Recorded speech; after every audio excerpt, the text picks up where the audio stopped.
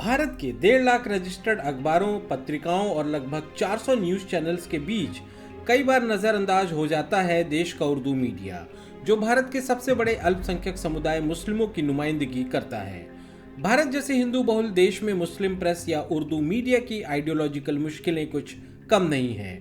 Urdu media के लिए बड़ा मुश्किल होता है एक संतुलन बनाकर रखना, विचारों की अभिव्यक्ति में जरा सी ऊंच नीच और उर्दू मीडिया पर राष्ट्र विरोधी होने का आरोप लग सकता है या फिर मुस्लिम हितों की अनदेखी करने का। 1971 के भारत और पाकिस्तान के युद्ध के नतीजे में मुस्लिम देश पाकिस्तान के हिंदू बहुल भारत ने 2 टुकड़े कर दिए। भारत जैसे धर्मनिरपेक्ष देश में मुस्लिम समाज की कश्मकश की सबसे बड़ी मिसाल है 1971 की जंग के दौरान उर्दू मीडिया की रिपोर्टिंग, जिस पर आइए इस वीडियो में एक नजर डालते हैं। पाकिस्तान के 1971 के राजनीतिक संकट की शुरुआत में भारत का मुस्लिम मीडिया पुरजोर तरीके से पूर्वी पाकिस्तान और शेख मुजीबुर रहमान के पीछे खड़ा था।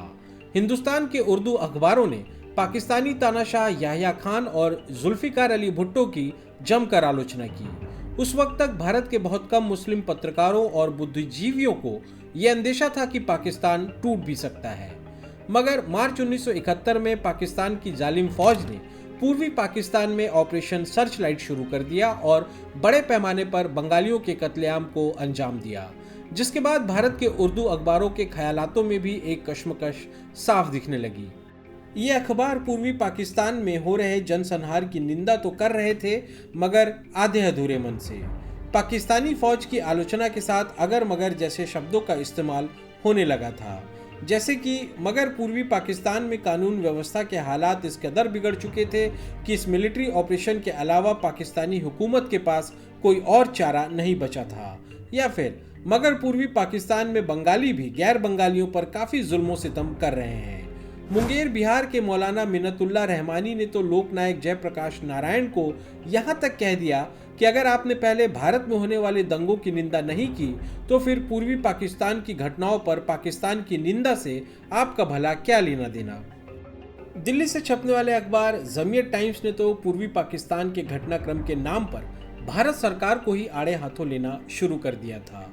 जमीयत टाइम्स ने पूर्वी पाकिस्तान के हालात की तुलना कश्मीर से कर दी और ये आरोप लगाया कि इंदिरा गांधी की सरकार को तो पूर्वी पाकिस्तान के मुसलमानों की बड़ी फिक्र है, मगर यही सरकार भारत के मुसलमानों की तरफ कोई ध्यान नहीं दे रही। इसकी देखा देखी कई मुस्लिम अखबारों ने भारत सरकार से पूर्वी पाकिस्तान के राजनीतिक संकट में हस्तक्षेप न करने की अपील की।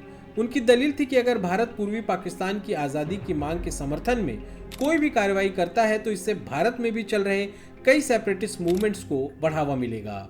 इन अखबारों ने महात्मा गांधी और उनके सिद्धांतों की दुहाई देकर इंदिरा गांधी से ये अपील भी की कि पूर्वी पाकिस्तान के मुद्दे का हल पाकिस्तानी तानाशाह याह्या खान से बातचीत करके निकाला जाए।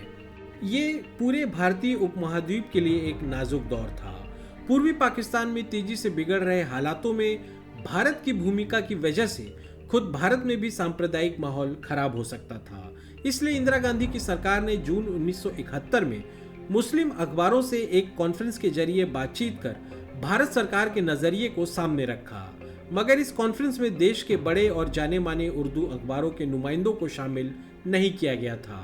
इस बीच भारत के उर्दू अखबार भारत से पूर्वी पाकिस्तान में गए मुस्लिमों, खासकर बिहारी मुस्लिमों पर बंगाली मुस्लिमों के द्वारा किए जा रहे अत्याचारों की रिपोर्टिंग करके एक अलग नैरेटिव चलाने की कोशिश भी करते रहे। और जैसे जैसे युद्ध के बादल और गहराते गए, तेजी से बदलते घटनाक्रम को उर्दू अखबार शरिया के लेंस से भी देखने लगे। लखनऊ से प्रकाशित होने वाले अखबार सिद्के जदीद के एडिटर मौलाना अब्दुल मजीद दरियाबादी ने लिखा कि चाहे जो भी हो, पाकिस्तान की हुकूमत एक इस्लामी हुकूमत थी जिसके खिलाफ बगावत को माफ नहीं किया जाना चाहिए। ऐसा लिखते हुए दरियाबादी ये भूल गए थे कि उस वक्त तो इस्लामी देशों में बड़े पैमाने पर बगावत और तख्ता पलट ही हो रहे थे। उस पर पाकिस्तानी तानाशाह याह्या खान इस्लामी रिवायतों को दरकिनार कर शराबखोरी और अय्याशी में ही डूबे रहा करते थे। इस तरह की टिप्पणियों का ये असर हुआ कि कोलकाता में मौजूद पूर्वी पाकिस्तान के नेताओं ने भारतीय मुस्लिमों से दूरी ही बनाकर रखी। यहाँ तक कि नवंबर 1971 की ईद भी उन्होंने स्थानीय मुस्लिमों से अलग ही मनाई। फिर भी जब दिसंबर 1971 में भारत और पाकिस्तान के बीच जंग का आगाज हो ही गया तो देश भर में उर्दू अखबारों ने भारतीय सेना का समर्थन ही किया।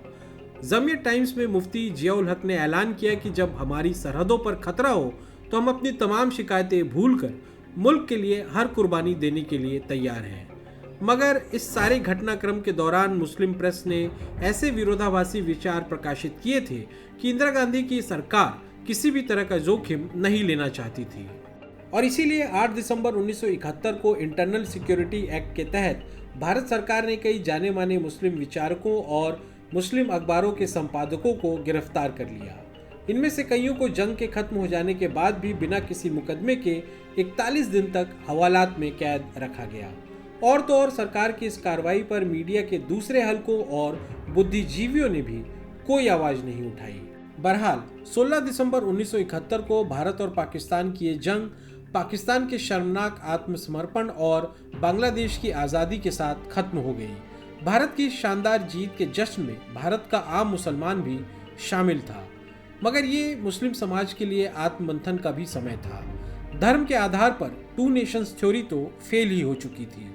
लखनऊ से छपने वाले अखबार हकीकत ने शिकायती लहजे में लिखा कि बांग्लादेश की आज़ादी और पाकिस्तान के साथ उसके सभी संबंधों के टूटने की घटना का जश्न भारत में आमतौर पर ऐसे मनाया गया जैसे मुसलमानों के खिलाफ जीत हासिल की गई हो। देश में सार्वजनिक जगहों पर मुसलमानों के खिलाफ अपमानजनक और भड़काऊ नारे लगाए गए। कई अखबारों ने इस बात का रोना रोया कि एक मुस्लिम देश टूट गया था, जो कि मुस्लिम उम्मा की एक बहुत बड़ी हार थी। मगर कई मुस्लिम बुद्धिजीवियों ने मुस्लिमों की इस मनोव्यथा पर यह लिखा कि पाकिस्तान के मुस्लिमों को अपने गुनाहों की सजा मिली और ये इस्लाम नहीं बल्कि पाकिस्तान की हार थी। कुछ उर्दू अखबार इस ऐतिहासिक मौके पर भी कॉन्स्पिरेसी थ्योरी फैलाने से बाज नहीं आए। लखनऊ के अखबार निदाई मिल्लत ने जनवरी 1972 में मक्का के मुस्लिम वर्ल्ड लीग का हवाला देकर यह दावा किया कि बांग्लादेश की पाकिस्तान से आज़ादी तो एक यहूदी साजिश थी। बांग्लादेश में गड़बड़ी फैलाने और मुक्ति वाहिनी के गोरिल्लों को ट्रेनिंग देने के लिए इजराइल ने बकायदा 300 मोसाद एजेंट बांग्लादेश में भेजे थे। और आखिर में भारत के लोगों को ये समझना होगा कि 1971 की जंग के दौरान भारत के उर्दू मीडिया में फैले ऐसे रायते के लिए मुस्लिमों पर उंगली उठाना तर्कसंगत भी नहीं होगा। मुस्लिम समाज के डीएनए में मुस्लिम भाईचारे यानी उम्मा की एक बहुत बड़ी जगह है और 1971 तक तो पाकिस्तान को बने 25 साल भी नहीं हुए थे। न जाने कितने भारतीय मुस्लिमों के अपने नज़दीकी रिश्तेदार पाकिस्तान में रह रहे थे।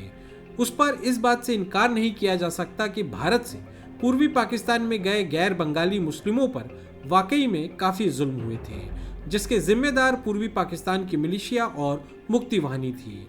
आज भी ऐसे मुस्लिम बांग्लादेश में दूसरे दर्जे के नागरिक ही हैं। ऐसे में 1971 की जंग के दौरान भारत के उर्दू मीडिया की भूमिका को सही या गलत के तराजू में इतनी आसानी से तौला नहीं जा सकता। काला कबूतर चैनल सब्सक्राइब करें ताकि समसामयिक विषयों, विचार मंथन योग्य मुद्दों और रोचक तथ्यों पर बने हमारे वीडियोस आप तक पहुंचे जल्द से जल्द।